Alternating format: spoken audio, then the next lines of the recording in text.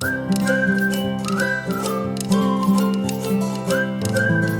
Everybody, welcome back to my channel. तो आज हम देखेंगे एक और बहुत ही दिलचस्प फंक्शन जो एक्सेल में है।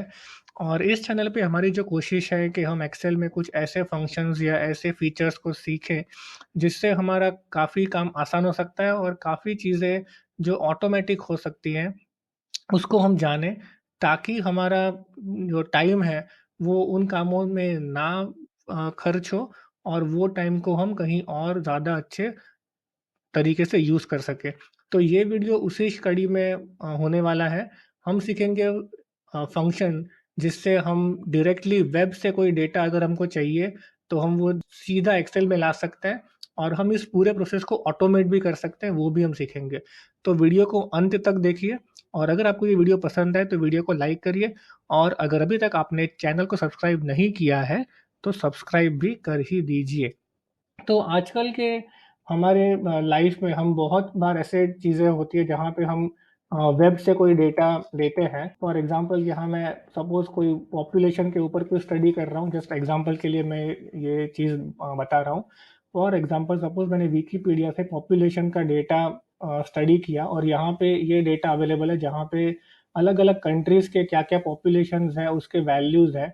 अभी अगर मान लो मुझे इस डेटा को लेके कोई प्रेज़ेंटेशन या कुछ स्टडी करना है, तो हम टिपिकली क्या करते हैं, हम इस डेटा को ऐसे सिलेक्ट करते हैं, यहाँ से सारे रोज़ और सारे कॉलम्स को हम सिलेक्ट करेंगे और बहुत सारा डेटा है यहाँ पे ऑलमोस्ट 200 कंट्रीज़ का डेटा है, तो हम वो सारा डेटा वन बाय वन यहाँ पे सिलेक्ट करेंगे।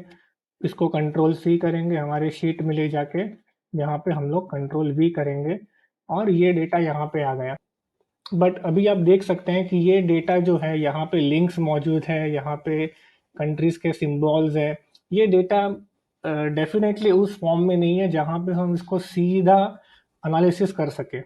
तो ये तो हमने देख लिया कि ये तरीका हो सकता है, एक तरीका है, बट ये तरीका डेफ़िनेटली इफ़ेक्टिव तरीका नहीं है और एक्सेल में ये सब करने के लिए ऑलरेडी बहुत ही एडवांस फीचर है, तो हम उसको क्यों ना यूज़ करें। तो देखते हैं उसको हम कैसे यूज़ कर सकते हैं। तो अगर आपको कोई वेब से डेटा अगर लेना है तो आपको क्या करना है, आपको डेटा में जाके यहाँ पे जो गेट एंड ट्रांसफॉर्म डेटा है, यहाँ पे ये एक आइकॉन है फ्रॉम वेब, आप उस पे क्लिक कर सकते हैं या आप गेट डेटा पे जाके फ्रॉम अदर सोर्सेज़ पे जाके यहाँ पे फ्रॉम वेब, तो ये दोनों तरीके से आप इसको एक्सेस कर सकते हैं। यहाँ पे जब आप क्लिक करेंगे, तो आपको वो यूआरएल पूछेगा, तो आपको ये जो यूआरएल है, वो आपको यहाँ पे कंट्रोल सी करके यहाँ पे आपको कंट्रोल वी करके उसको पेस्ट कर देना है, ओके करना है। अभी एक्सेल बैकग्राउंड में आपका जो कनेक्शन है उस वेबसाइट से या उस विकिपीडिया पेज से उसको एस्टेब्लिश कर रहा है और ये कनेक्शन करके उसने यहाँ पे 3 टेबल्स आपको बताए। एक है डॉक्यूमेंट्स का टेबल, एक है सोवरेन स्टेट एंड डिपेंडेंसीज़ जो हमारा ये टेबल था। ये एग्ज़ैक्टली सेम टेबल उसने यहाँ पे एक्सेल ने एज़ अ टेबल फॉर्म में प्रेज़ेंट किया है। तो अभी हम इसको सीधा लोड कर सकते हैं। यहाँ पे हम क्लिक करेंगे और ये सीधा यहाँ पे लोड हो गया। तो ये धीरे-धीरे टेबल लोड हो रहा है और अभी आपको दिखेगा कि ये पूरा डेटा यहाँ पे आ गया। तो ये आप देख सकते हैं कितना नीट एंड क्लीन डेटा है। हालाँकि इसको हम और फ़ॉर्मेटिंग करेंगे, बट जो हमारा पहले का जो डेटा आया था उससे ये काफ़ी नीट एंड क्लीन डेटा है। तो ये बात तो हो गई आपको कैसे वेब से डेटा डायरेक्टली आपको एक्सेल में लाना है एक प्रॉपर नीट और क्लीन तरीके से। अभी इसमें थोड़ा और देखते हैं, जो डेटा हमको एक्सेल में लोड करना है, अगर वो हमको एक प्रॉपर फॉर्मेट में चाहिए, हमको कुछ एडिशनल कॉलम्स क्रिएट करने हैं तो वो हम कैसे कर सकते हैं?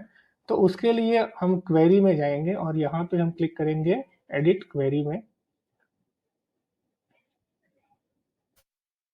फ़र्ज़ कीजिए कि मुझे ये जो टॉप रोज़ है वो मेरी एक्चुअली हेडर्स हैं, तो ये मैं इसको क्लिक करूँगा तो मेरे जो टॉप रोज़ हैं वो मेरे हेडर बन गए। ये कॉलम 1 है, एक्चुअली वो कॉलम 1 ने मुझे इसको रैंक करके नाम देना है, तो मैंने यहाँ पे रैंक नाम दे दिया। और ये जो वर्ल्ड का डिटेल्स हैं वर्ल्ड लेवल की, सपोज़ वो मुझे नहीं चाहिए, तो मैं क्या कर सकता हूँ, रिमूव रोज़ करके रिमूव टॉप रोज़ और यहाँ पे मैं फर्स्ट कर दूँगा। तो अभी आप देख सकते हैं वो जो वर्ल्ड लेवल का डेटा था वो चला गया, अभी एट अ कंट्री लेवल आपके पास डेटा है। अभी एक और चीज़ यहाँ पे पॉपुलेशन इन नंबर्स है, प्लेन नंबर है। अगर हमको पॉपुलेशन फॉर एग्ज़ाम्पल बिलियंस में चाहिए, हम ये कॉलम भी निकाल सकते हैं क्योंकि ये नल कॉलम ही है, तो हम इसको भी रिमूव कर देंगे। और फिर से ये जो पॉपुलेशन वाला जो कॉलम है, हमको अगर इसको इन टर्म्स ऑफ बिलियन चाहिए तो हम यहाँ पे ऐड कॉलम करके कस्टम कॉलम पे जाएँगे और यहाँ पे हम उसको नाम देंगे पॉपुलेशन।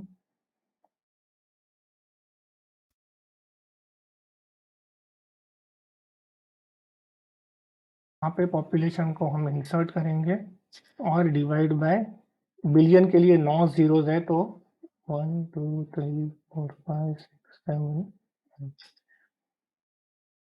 तो ये हमारा पॉपुलेशन बिलियंस में आ गए। अगर आपको इसको थोड़ा इतने डेसिमल यूनिट्स नहीं चाहिए तो आप वो भी चेंज कर सकते हैं। आप यहाँ पे राउंडिंग में जा सकते हैं और अगर आपको अप टू 2 डेसिमल चाहिए तो आप यहाँ पे 2 कर दीजिए। तो अभी आपका जो पॉपुलेशन है वो इन बिलियन और अप टू 2 डेसिमल है। अभी आपको होम पे जाके यहाँ पे क्लोज एंड लोड करना है।